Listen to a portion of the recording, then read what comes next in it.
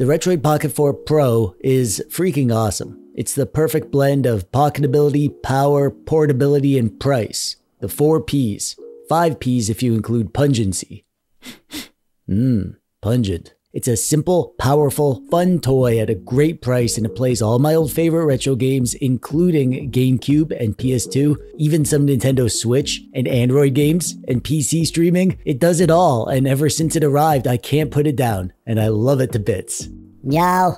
No, Hermie, I don't love it more than you. I can love 2 things. Meow. What, you need me all to yourself? I can love what I want to love, okay? Meow. Yeah, you're right. I'm sorry I didn't think about your feelings. Is it alright with you if I review this thing? Meow. Okay, thanks, girl. I do love you, you know. Yes, I do. Yes, I do. Oh, no, you little cutie, got a little cat nose on there, just so cute.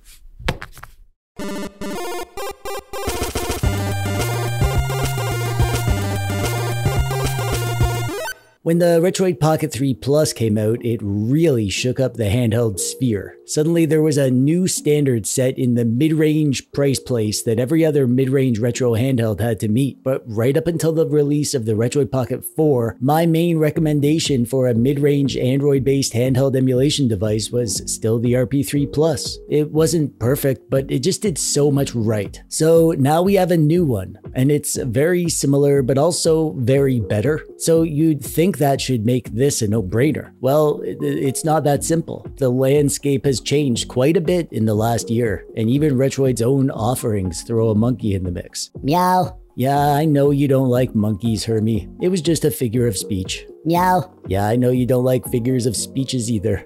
Sorry, girl. It's gonna take some explanation to tell you what the RP4 does well and what it doesn't do as well, and why the stuff that it doesn't do well might not matter, and most importantly, is this right for you, or should you still just get an RP3 Plus or some other thing? Well, let's talk about that, shall we? Meow. Yes, we shall. Meow. Yes, we shall. Meow. First things first, let's take a look at the fresh new unboxing experience. In the drawer, you get a screen protector, which I'm not going to bother with, the device, which we'll come back to, and a nice branded USB-A to USB-C cable, and a word paper that contains nothing useful. I wasn't a big fan of any of the color scheme options for the RP4 Pro, because none of them went for the classic Nintendo beige and black and red color scheme, which is my jam, as you've probably noticed. I had this for the RP3 and the RP2S, and most of my other devices, but they only had the Super Nintendo color schemes for the RP4. So I took matters into my own dweeby hands, and I did a thing. I painted them. Meow. Yeah, I did. Meow. What, you don't believe me? Well, check this out. I'm gonna make a tutorial video on how to do this someday, but the short version is you just need to start digging down in there until you can remove the buttons. And then you need to sand the buttons down to get rid of the gloss coating on top. This is the paint I used. It's a paint and primer in one. Give it a light coating and let it dry fully, like 6 hours, before going on to the next coating. Mine took like 4 coatings, I think, and then I finished it with a light dusting of a matte top coating. You're gonna wanna let the final buttons dry for an entire day before you put them back in the device, just to make sure that the paint is rock hard. And then you put it back together and boom, you got yourself some custom buttons. Not bad, right? Meow. Oh, what, you think you could do better? Meow. Yeah, you probably could.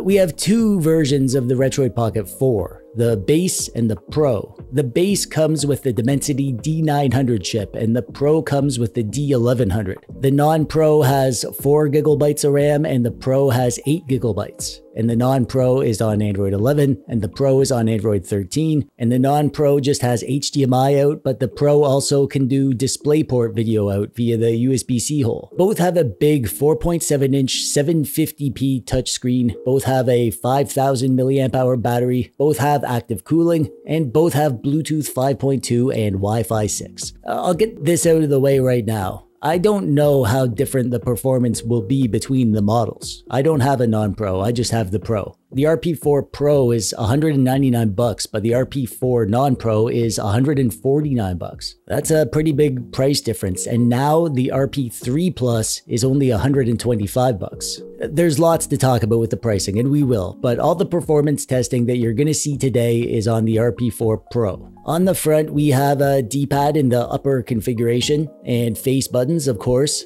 dual thumbsticks in the lower configuration, start and select over here, and back and home over here. And on the top, we have bumpers and triggers, and a micro HDMI hole, an event grill, volume up and down, and a power button. Nothing on the sides. On the bottom, we got dual downward firing stereo speakers, and a trap door that covers our micro SD card hole, and a headphone hole, and a USB-C hole that can be used for connecting peripherals, video out, and charging, and a big old vent grill on the back. There's a fan under there. The D-pad is a typical Retroid D-pad. It has a dome switch action to it, which lots of people don't like, but I think it's good. I love the way Retroid does their D-pads. Same thing with the buttons, dome switches. They're a little on the shallow side and a little too easy to press. I prefer slightly firmer buttons, but that's a small gripe. The thumbsticks are freaking amazing on here. They're not huge, full-size sticks, but they're not tiny Switch-style sticks like we usually get on these things, and they feel really good. Hall sticks too, and the triggers are great. Unlike the Switch Lite or the RP3, these are full-action Hall effect sticks, and they're nice and big, and they feel super responsive. There's not much else to report with the controls, except that the start and select button are on the front now. I know lots of people whined about the fact that they were on the top with the RP3, but they're in a more traditional position here, so those people can shut up now. Meow. And Hermione says to subscribe to TechDweeb.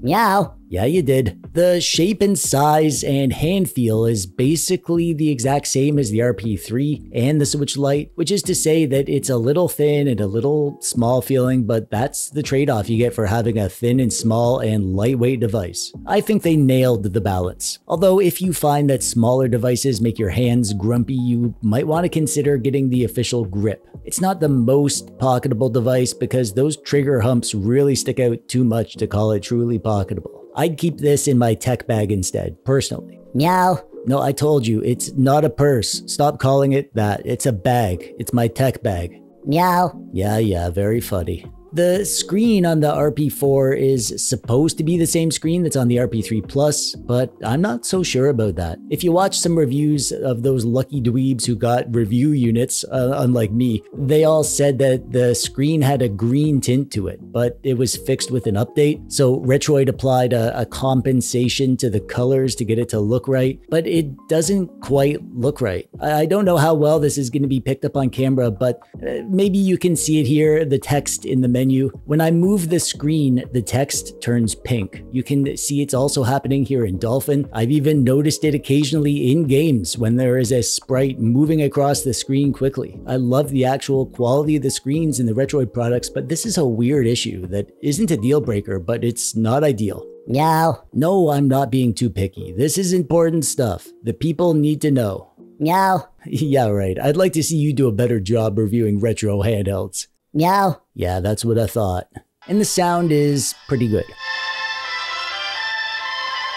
The speakers are downward firing, so that's not ideal, but they're loud and crisp and overall above average. Out of the box, it's a typical Retroid system. You get the setup procedure where you can choose which pre-installed emulators you want, and you can choose which launcher you want. The Retroid launcher is a game library front end, and it's okay. It takes a bit of setup, but it works well once you do. I don't care for it personally, but because we're on Android, you can really set this up with whatever launcher you want. I made a video guide of how I set up my Android-based emulation devices, so check that out if you want to know how I do that. I use Dig. That's my front end of choice. It's a very normal standard build of Android. However, Retroid has made a few additions. If you swipe down from the top of the screen, you'll see a few of them. We have a performance mode setting that you can choose from 3 options. Standard, which is low, performance, which is medium, and high performance, which is high. And alongside that, we have fan options, and each of those is different fan speeds and loudness. However, the higher performance modes don't let you turn off the fan. And if you choose the high performance mode, that fan gets going, man. I'll tell you. Meow. Yeah, Hermie hates the fan noise.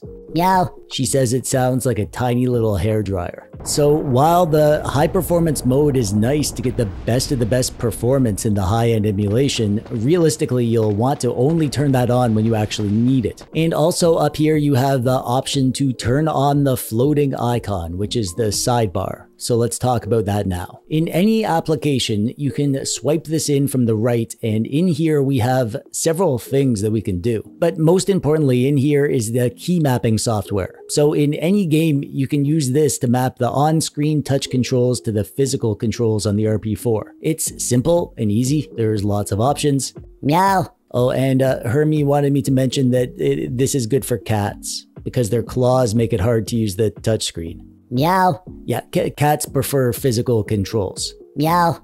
No, I'm not saying that. Meow. Hermie. Meow.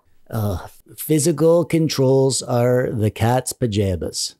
One very cool thing that we get with the RP4 and the Pro is that we can do the dock thing, to dock it to a TV or monitor to use it as a console. If you're on the non-Pro, you'll be stuck with just HDMI at 720p, but with the Pro, you get 1080p via the USB-C hole. And because it's USB-C, that means you can use a dock or a KVM switch to turn this into a complete console. When it comes to gaming, obviously all the easy stuff is gonna run great. No need for me to show you that the old retro stuff or even PlayStation or N64 or Dreamcast or PSP is gonna run great. If you want to play these games, you can play them on the standard performance mode and the battery will last ages. I didn't do any extensive battery tests, but the Retro Tech Dad did, and he found that the battery will last up to 12 hours with the lightweight stuff, but only around 2 hours for the hardest stuff. Meow. Hermie says that you should go check out his review when you're done here because it's really good. Meow. And that it's better than my review. Meow. And that she wishes that she was his cat. For all these tests, I'm going to be using the high performance profile, but like I said, I would only actually use that if I couldn't achieve the performance I wanted without it. This is all a best case scenario.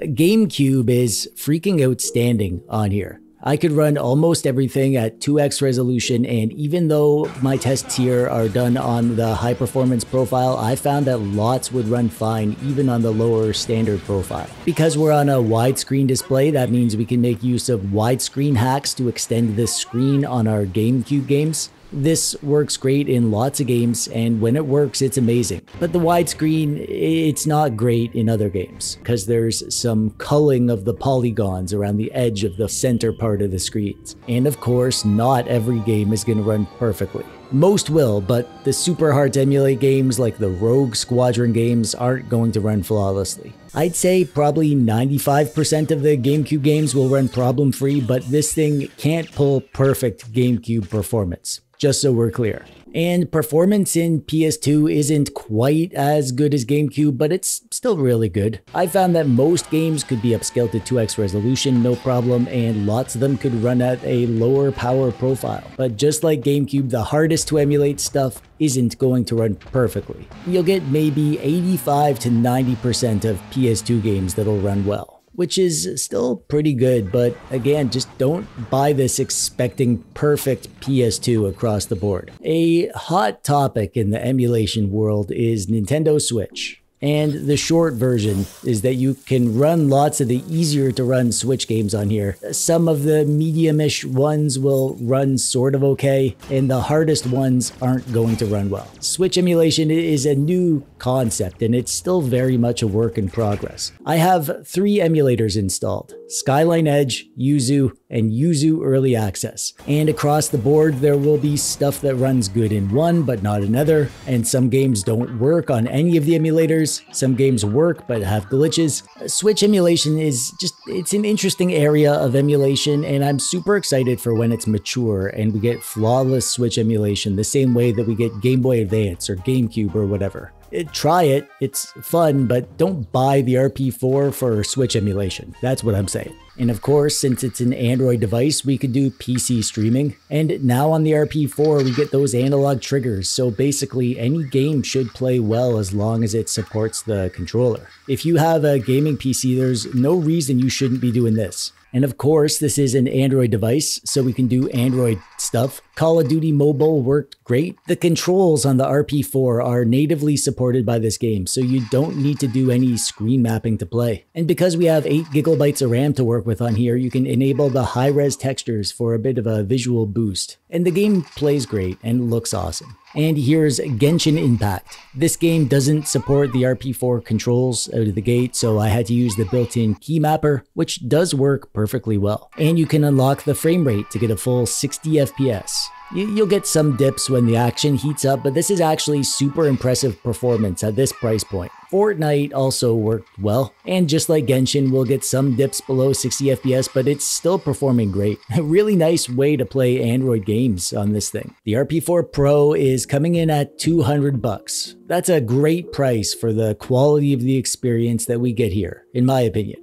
However, the non-pro version is $150. I don't have the benchmarks to compare the two, but from what I've seen, the non-pro can run lots of the same stuff that the pro can run. You'll get a few less GameCube and PS2 games and almost no Switch games, but considering that it's $50 cheaper, I think that's a compelling choice if you're not trying to get the best of the best performance. And the Odin 2 is the next tier above this. That starts at $300, and that thing can run basically everything perfect. So considering the landscape of these mid-range to higher-end Android-based retro handhelds, I don't think that the RP4 Pro is a must-buy unless you've got exactly $200 to spend and you really want most GameCube and PS2. If you're looking to save some money, then non-Pro is still a fine choice. And then there's even the RP3 Plus to consider. It's not like that thing is made entirely obsolete because there's a new thing. And now it's only $125. If you're just looking to play a little bit of GameCube and PS2 but mostly want the older stuff, then that's still a good choice. I think Retroid's prices are well thought out and fair at each of these price points. It just comes down to what you need, what you want, and what you have to spend. I'll include a link to each of these in the description below if you want to pick one up. And that brings us to the end. Thanks for watching and stuff. If you like this video, then clicking that thumbs up button's all you gotta do. Subscribe if you want to see more of my stuff popping up on your YouTube so we can see each other again. Meow. Yeah, we're finally done. Meow. Yeah, you've been very patient. You're a good girl. Are you hungry? You want some food? Meow. Okay. Let's go get you a snack. I'm TechDweeb. Thanks for watching. Bye-bye.